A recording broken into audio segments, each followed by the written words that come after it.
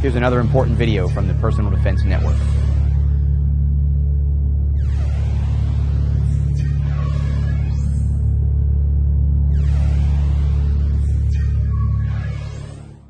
We've looked at how to train these positions in a vertically oriented situation where we're pinned up against the wall, or someone has us pinned up against the wall, or maybe we are just in space but we are oriented very close to that threat. The reality is close quarters contact situations often end up horizontal down on the ground, and we certainly can train these positions in exactly the same way. So if we were here with this person and they drew a knife and started to hurt us, and we came in to stop that and ended up going down to the ground in this situation, we would still be controlling that weapon, making sure that it wasn't going to hurt us at this moment. But if we realized that this person was smarter, faster, stronger, more skilled, was able to get this knife towards our leg, up towards our body, or maybe they have a gun, and that gun is oriented towards a crowd, and they're firing rounds, or they're, again, bringing that gun back towards us, or even just a physical threat where they're hitting us with an object or their hands.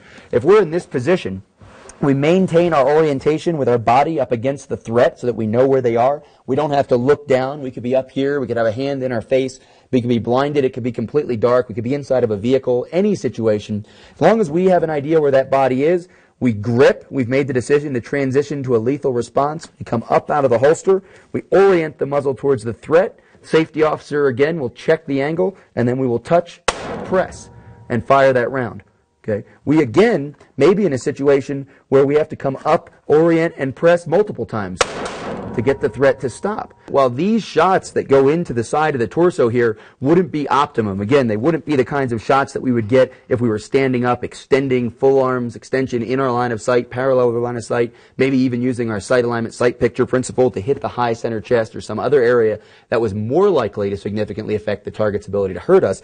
These are still combat accurate, and these shots that we have into the side of the torso are going to affect this person's ability to fight us.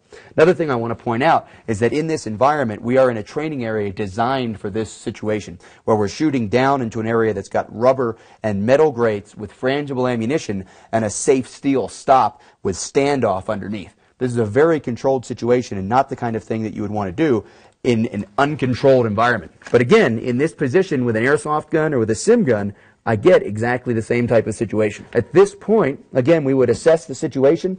If the threat were done, we would take the weapon, we would move back, maintaining a safe and secure posture, making sure that we kept our balance, kept our muzzle oriented in a safe direction. We're in that high compressed ready, and we come back, assess the situation, discard the weapon, secure the weapon, make sure no one else is hurt, contact the authorities, do all of the things that we know we're going to do post-critical incident during that aftermath.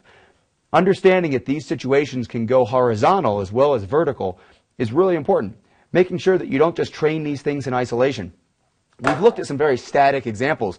I'm going to have a training partner come in. We're going to get a sim gun, and we're actually going to look at some of this stuff now at speed, how it would actually happen. You would never want to do this with live firearms in the area, so we're going to go ahead and get rid of this, bring some training guns up, take a look at that next. Check out more videos just like this one at the Personal Defense Network.